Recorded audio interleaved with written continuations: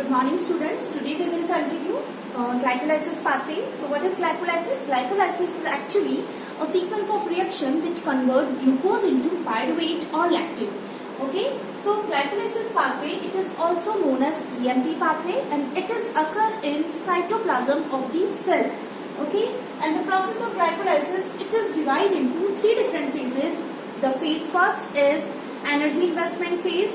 Phase second is splitting phase, and the phase third is energy generation phase. Okay, so we have already discussed phase first, that means energy investment phase, जहाँ पे हम लोगों ने 2 ATP को use किया था, और वहां तक आते आते उस फेज का जो फाइनल प्रोडक्ट था it was fructose 1,6 bisphosphate. Okay, so now we will move towards second phase which is splitting phase. Okay, so splitting phase में क्या होगा, यहाँ पे आप देखिए कि जो हमारा फर्स्ट फेज यानी एनर्जी इन्वेस्टमेंट फेज का लास्ट प्रोडक्ट क्या था, fructose 1,6 bisphosphate.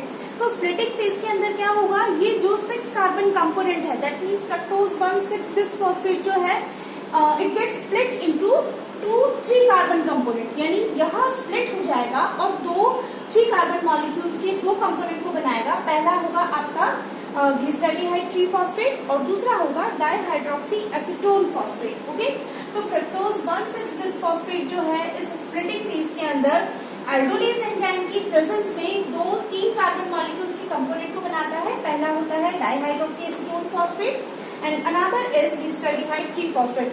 Both are 3 carbon component. Okay, यहाँ पे ब्रेक हो गया है एल्डोलेज एंजाइम की प्रेजेंस में 2 कार्बन कंपोनेंट जो है 3 कार्बन कंपोनेंट वाले 2 कंपोनेंट का निर्माण हो गया है यहाँ पे. अब एक चीज और यहाँ पे देखिए कि जो डाइहाइड्रोक्सी एसीटोन फॉस्फेट है और ग्लिसरॉल्डिहाइड 3 फॉस्फेट है, ये दोनों भी आपस में अपनी पोजीशन या अपना जो फॉर्म है वो चेंज कर पाते हैं in the presence of enzyme phosphotriose isomerase. That means वो एक दूसरे में आइसोमराइज हो सकते हैं in the presence of phosphotriose isomerase. अब ये तो हुआ स्प्लिटिंग फेज की बात. नेक्स्ट आती है हमारी energy generation phase, third phase. तो यहाँ पे स्प्लिट मतलब ब्रेक हो जाना. तो ये फ्रक्टोज 1,6 बिसफॉस्फेट 2 कंपोनेंट में ब्रेक हो गया है. 3 कार्बन कंपोनेंट है डाइहाइड्रोक्सी एसीटोन फॉस्फेट और ग्लिसरॉल्डिहाइड 3 फॉस्फेट. अब हमारी आती है third phase which is energy generation phase.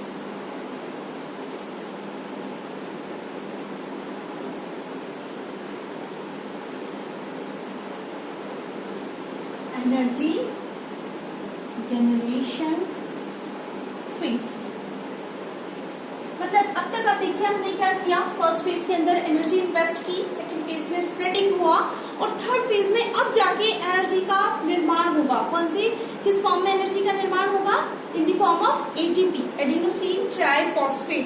तो अब यहाँ पे आप देखिए जो ग्लिसरॉल्डिहाइड 3 फॉस्फेट है,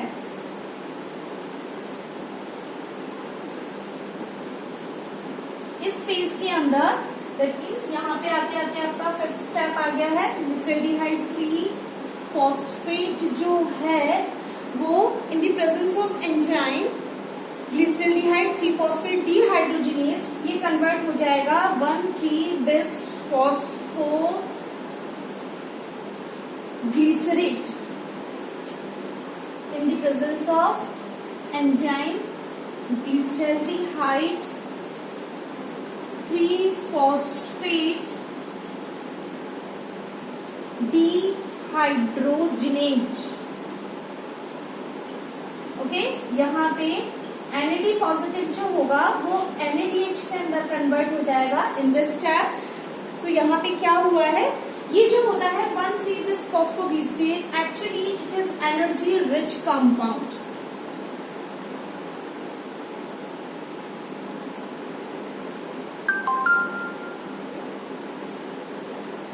ओके, तो ग्लिसरॉल्डिहाइड 3 फॉस्फेट जो है वो कहाँ किसमें कन्वर्ट हो जाए, 1,3 बिसफॉस्फोग्लिसरेट के अंदर कन्वर्ट हो जाएगा इन the presence of enzyme glyceraldehyde 3 phosphate dehydrogenase and by using the here NAD positive gate convert into NADH.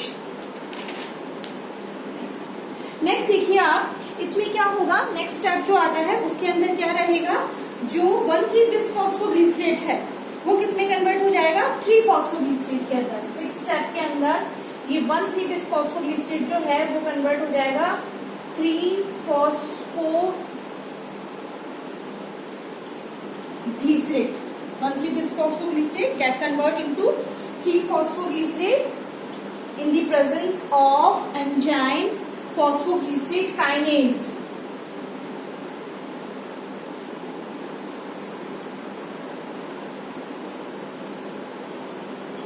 और यहाँ पे ADP प्लस इनऑर्गेनिक फॉस्फेट से 1 ATP मॉलिक्यूल का निर्माण होता है। तो यहाँ पे क्या हो रहा है एक्चुअल में, सबस्ट्रेट लेवल फॉस्फोराइलेशन हो रहा है ना। यहाँ पे 2 फॉस्फेट थे, 1,3-bis-phosphor, तो यहाँ से फॉस्फेट जो है वो ATP को ट्रांसफर किया गया, जिसकी वजह से ADP से ATP का निर्माण हुआ। तो यहाँ पे ATP मॉलिक्यूल्स का निर्माण होता है एंड दिस स्टेप और this process here it is known as substrate level phosphorylation. Okay, अब क्या होगा, 3-phosphoglycerate जो है वो कन्वर्ट हो जाएगा 2-phosphoglycerate के अंदर। नेक्स्ट स्टेप जो होगा वो है हमारा 3-phosphoglycerate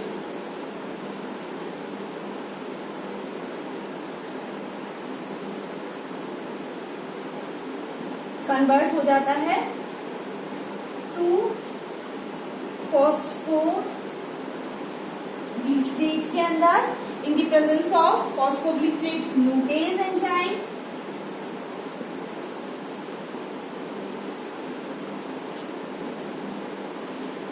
As well as in the presence of magnesium ion. Next step में 2-phosphoglycerate जो है वो कन्वर्ट हो जाएगा फॉस्फोइनॉल पायरुवेट के अंदर in the presence of enzyme enolase. ये कन्वर्ट हो जाएगा फॉस्फोइनॉल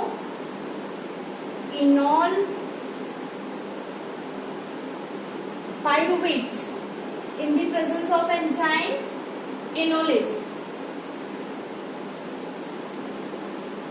ठीक है, as well as there is needed of magnesium ion और आइदर मैंगनीज आयन।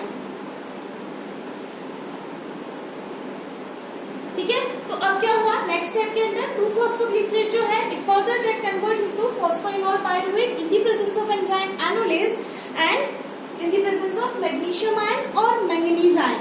ठीक है, यहाँ पे देखिए नेक्स्ट स्टेप जो आता है फिर से हमारा ये जो फॉस्फोइनॉल पायरुवेट है, नेक्स्ट स्टेप के अंदर इस फॉस्फोइनॉल पायरुवेट से पायरुवेट का निर्माण होगा, साथ के साथ सबस्ट्रेट लेवल फॉस्फोराइलेशन होगा, जिसकी वजह से फर्दर एटीपी का निर्माण होगा।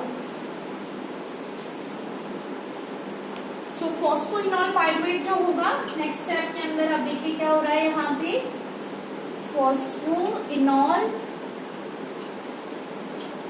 पायरुवेट जो है वो कन्वर्ट हो जाएगा, किसमें कन्वर्ट होता है, पायरुवेट के अंदर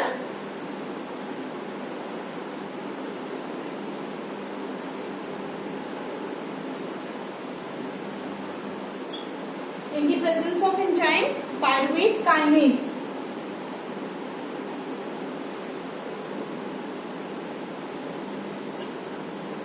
Okay, and here again there is substrate level phosphorylation and the formation of ATP molecule. Okay, so this is also substrate level phosphorylation and there is the formation of ATP molecule. तो इस तरह से हमने क्या किया, glucose जो है वो फाइनली पायरुवेट में कन्वर्ट हो गया by different sequence of reactions के द्वारा। ठीक है, अब एक चीज यहाँ पे आप देखिए कि हो क्या रहा है। So what is the net production of net gain under aerobic condition. तो फाइनली इस पाथवे का जब एरोबिक कंडीशन के अंदर ये होता है, मैंने आपको बताया था कि ग्लाइकोलाइसिस पाथवे जो है it occur in both aerobic as well as in anaerobic condition. तो यहाँ पे क्या होगा, नेट गेन जो है वो कितना होगा, आप देखिए क्या था, ग्लूकोज मॉलिक्यूल जो था प्लस साथ में क्या लगेंगे, यहाँ पे ग्लूकोज जो है वो कन्वर्ट हो जाता है पायरुवेट के अंदर एक ग्लूकोज मॉलिक्यूल से 2 पायरुवेट के मॉलिक्यूल बनेंगे प्लस 2 एटीपी का निर्माण होगा प्लस 2 NADH का निर्माण होगा। ठीक है, तो इस तरह से बनते, यहाँ पे आप देखिए एक ग्लूकोज मॉलिक्यूल से कितने एटीपी का निर्माण हो रहा है, 2 एटीपी का निर्माण हो रहा है। लेकिन हमने क्या देखा था कि भाई ग्लूकोज तो 6 कार्बन कंपाउंड था, और जो हम फर्दर स्प्लिटिंग फेज के बाद जो एनर्जी इन्वेस्टमेंट फेज जो थी उसमें हम लेके गए थे ग्लिसरॉल्डिहाइड 3 फॉस्फेट मॉलिक्यूल को। तो दैट मीन्स जो हमारा 1 3 कार्बन कंपोनेंट था डाइहाइड्रोक्सी एसीटोन फॉस्फेट, वो भी तो बचा हुआ है। तो क्या होगा, जब एक 3 कार्बन कंपोनेंट को लेके जाते हैं तो 2 एटीपी का निर्माण होता है, दूसरे 3 कार्बन कंपोनेंट को लेके जाएंगे तो दैट मीन्स 4 एटीपी का निर्माण होगा। लेकिन यहाँ पे हमने 2 एटीपी यूज कर लिए हैं, तो अल्टीमेटली नेट गेन की अगर अपन बात करते हैं तो हमें नेट गेन कितना होगा यहाँ पे, ओनली 2 एटीपी मॉलिक्यूल, बिकॉज हमने एनर्जी इन्वेस्टमेंट फेज के अंदर पहले से ही 2 एटीपी को यूज कर लिया और बाद में हमने जनरेट कितने किए, 4 एटीपी मॉलिक्यूल्स को जनरेट किया है। अब फर्दर क्या होता है, देखिए ये जो NADH है ये इलेक्ट्रॉन ट्रांसपोर्ट चेन में जाता है और वहां से निर्माण होता है फर्दर NAD पॉजिटिव का, और ये NAD पॉजिटिव जो है ये यूज होता है ग्लाइकोलाइसिस में। सो ग्लाइकोलाइसिस जो है वो कंटिन्यू हो पाता है, ठीक है। लेकिन ग्लाइकोलाइसिस को कंटिन्यू करने के लिए इलेक्ट्रॉन ट्रांसपोर्ट चेन का होना जरूरी है। अगर इलेक्ट्रॉन ट्रांसपोर्ट चेन जो है वो NADH मॉलिक्यूल जो है वो जब इलेक्ट्रॉन ट्रांसपोर्ट चेन में जाएगा तभी ये NADH से NAD पॉजिटिव बनेगा, और ये NAD पॉजिटिव जो है वो फर्दर ग्लाइकोलाइसिस पाथवे में यूज होगा, जिसकी वजह से ग्लाइकोलाइसिस पाथवे कंटिन्यू होता है। लेकिन ETC जो है it only occur in the presence of oxygen,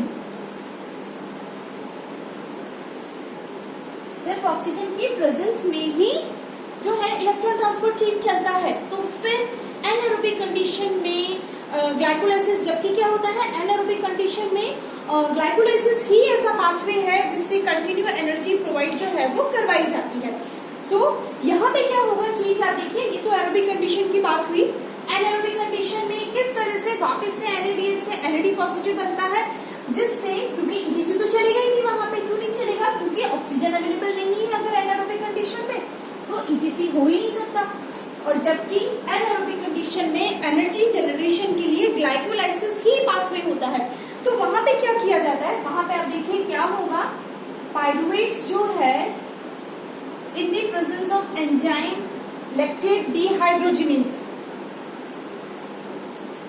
यहाँ क्या हो जाएगा, NADH से NAD पॉजिटिव ब्रेक हो जाता है और क्या बनेगा आपका, लैक्टेट बनेगा या प्लस NAD पॉजिटिव बन जाएगा यहाँ पे। ओके, तो यहाँ पे क्या हो रहा है, बिना ETC में गए NADH जो है वो NAD पॉजिटिव में कन्वर्ट हो रहा है इन the presence of enzyme lactate dehydrogenase. Okay, so anaerobic condition के अंदर जो होगा पायरुवेट जो है वो फर्दर किसके अंदर कन्वर्ट हो जाता है, इन the presence of lactate dehydrogenase enzyme, NADH जो है वो NAD पॉजिटिव में कन्वर्ट हो जाएगा और लैक्टेट का निर्माण हो जाएगा। इसीलिए मैंने आपको शुरुआती जो डेफिनेशन थी हमारी ग्लाइकोलाइसिस, उसमें मैंने क्या बताया था, sequence of reactions which convert glucose into either pyruvate और lactate. So this pathway is known as glycolysis. तो पायरुवेट कब बनेगा, एरोबिक कंडीशन में, और एरोबिक कंडीशन नहीं अगर है, एनारोबिक कंडीशन है, दैट मीन्स ऑक्सीजन अवेलेबिलिटी नहीं है, तो ग्लूकोज से पायरुवेट और पायरुवेट से फर्दर लैक्टेट। सो एनारोबिक कंडीशन में ग्लाइकोलाइसिस का एंड प्रोडक्ट क्या होगा, लैक्टेट, जबकि एरोबिक कंडीशन में एंड प्रोडक्ट क्या होगा, पायरुवेट। ओके, नेट गेन जो होगा 2 एटीपी मॉलिक्यूल का होगा, यूज कितने होंगे, 2 यूज होंगे, बनेंगे 4, और नेट गेन की बात करते हैं तो 2 एटीपी का निर्माण जो है यहाँ पे होता है। Okay, so that's all about glycolysis pathway. Thank you so much.